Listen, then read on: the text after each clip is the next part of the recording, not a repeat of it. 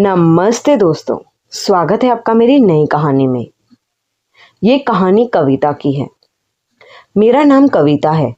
मेरी शादी एक बहुत बड़े और इज्जतदार परिवार में हुई थी। मेरे पति अक्सर बिजनेस के सिलसिले में बाहर रहते थे, इसलिए घर पर मैं और मेरी ससुर जी ही ज़्यादा वक्त साथ रहते थे। क्योंकि मेरी सासू माँ नहीं थी, उनका स्वर्गवास हो गया था। शुरू में सब नॉर्मल था, वो मेरा बहुत ख्याल रखते थे, बिल्कुल एक बेटी की तरह। लेकिन धीरे धीरे उनका ढंग बदलने लगा। उनका मुझे बार बार देखना, बात बात पर मेरे नज़दीक आना मुझे अनकंफर्टेबल करने लगा था। ऐसे लग रहा था उनकी नीयत बिगड़ रही है।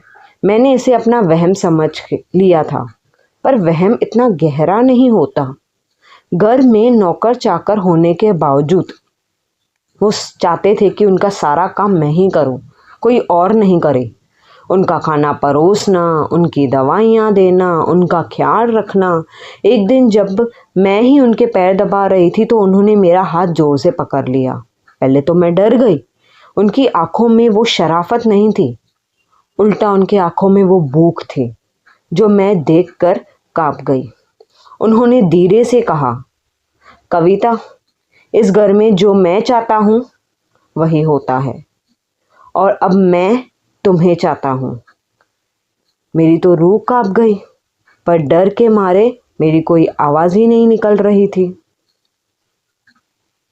ससुर जी ने मुझे धमकाना शुरू कर दिया। अगर तुमने अपने पति को कुछ भी बताया हमारे रिश्ते के बारे में, तो मैं उसे इस जायदाद से बेदखल कर दूंगा। मैं एक ऐसे मोड़ पर खड़ी थी जहां एक तरफ मेरा सुहाग था और दूसरी तरफ मेरी इज्जत। वो रोज़ नए नए बहाने से मुझे अपने पास बुलाते थे। वो रिश्ता जो पवित्र होना चाहिए था, पिता बहू का, ससुर जी बहू का, वो ऐसे लग रहा था अपवित्र हो रहा है। धीरे धीरे एक गुनाह के जैसे में बदलने लगा, जिसका बोझ मैं उठा नहीं पा रही थी। परिवार की इज्जत के नाम पर मैं हर रोज़ कत्ल हो रहा था, वो भी धीरे धीरे। एक दिन मेरे पति बिना बताए घर जल्दी आ गए। उन्होंने किचन की खिड़की से जो देखा, लिटरली जो देखा, उसने उनके होश उड़ गए। ससुर जी मेरे बहुत करीब खड़े थे और मेरा हाथ पकड़ कर खड़े थे, कुछ गंदी बातें कर रहे थे। मेरे पति ने सब कुछ देख लिया। वो गुस्से में अंदर आए, आकर अपना हाथ अपने बाप पर ही उठा दिया।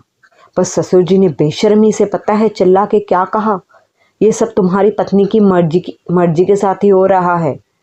उस पल मुझे समझ आया, ये ससुर जी ने सिर्फ मेरी इज्जत ही नहीं बल्कि मेरा किरदार भी मिट्टी में मिला दिया था।